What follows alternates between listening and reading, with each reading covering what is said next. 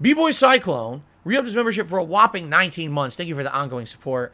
A bit late, did you react to Penguinzo's response yet? Penguinzo, you mean MoistCr1TiKaL. I have not fully seen any response. What I heard last night was that I guess he was doing a show, or I guess he does live streams. I don't know. I don't watch all of his content. I just, every once in a while, I see a random video of his in my feed. I've watched them. I think that they're entertaining. So I guess he was on one of his shows or streams, and I guess there was a guest talking to him. I don't know who it was. I've only seen, like, no exaggeration, it was like a YouTube short. So 60 seconds.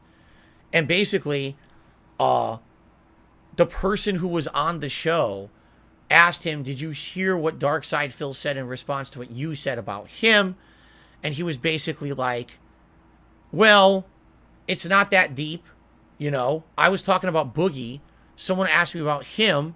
I made a reference to him, explaining how basically he's an e-beggar on his content. And that's it. You know, he's like, no, I'm not going to interview him. I'm not an interviewer. I'm not interested in anything like that. And that's where the short ended. So I have absolutely no idea at all if anything else was said, nor do I really care. I basically, that was the answer that I was explaining. You know what I'm saying?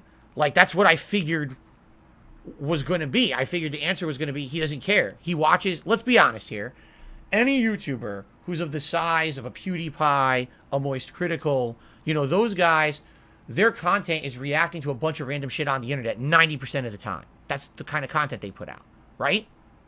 Right. And do they have time to come here and watch my content? No, they don't. What do? Oh, I wonder what the latest drama is today.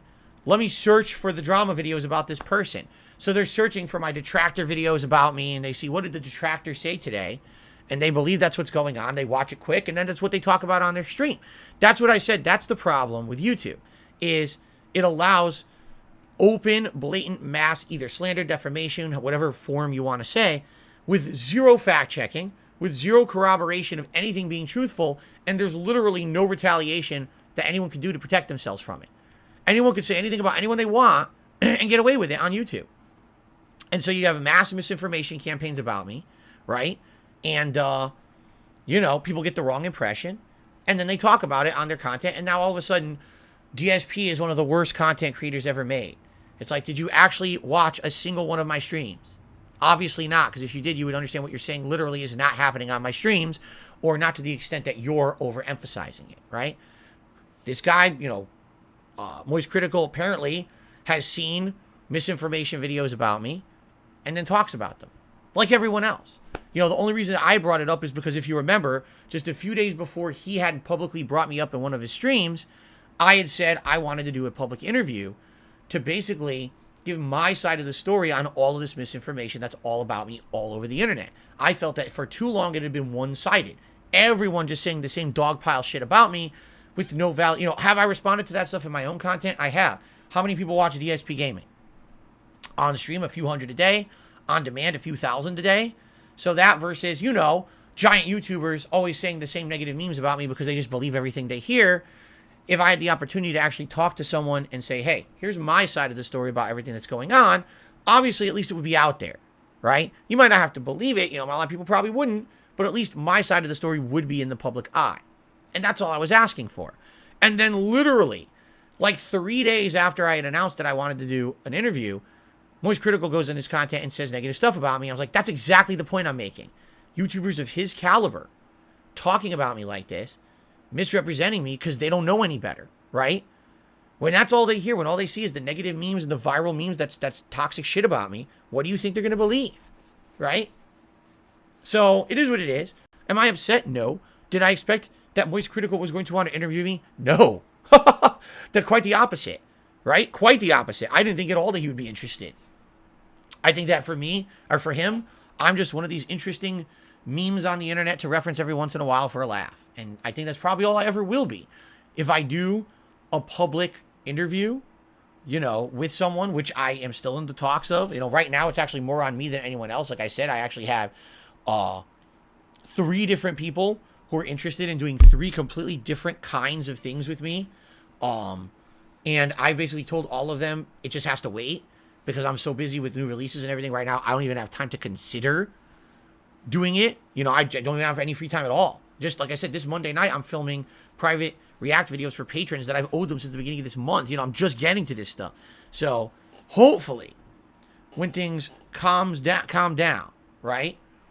With all these new releases and everything, I can actually sit down and make a decision about who I want to do it with. I'm still in active talks with 3 different people who are all interested. So, you know, I'll let you guys know when I have further information about that.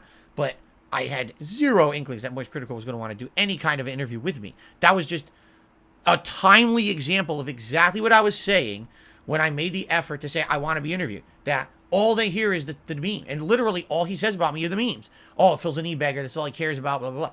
That's the meme. It's the fucking meme. Come to my stream and tell me, you know, especially the last week and a half, I made a concerted effort to cut it out. All right? I got a wake-up call from my viewers, from other people, YouTubers like MoistCr1TiKaL, saying he's an e-bagger. And I'm like, you know what? All right, I'm going to cut it out. You know? I'm still going to mention, hey, we got a special reward tier today, and you want to hit this, you see a hat or whatever. That's different. But I'm not going to sit here and just constantly be talking about stuff like that, you know, any longer.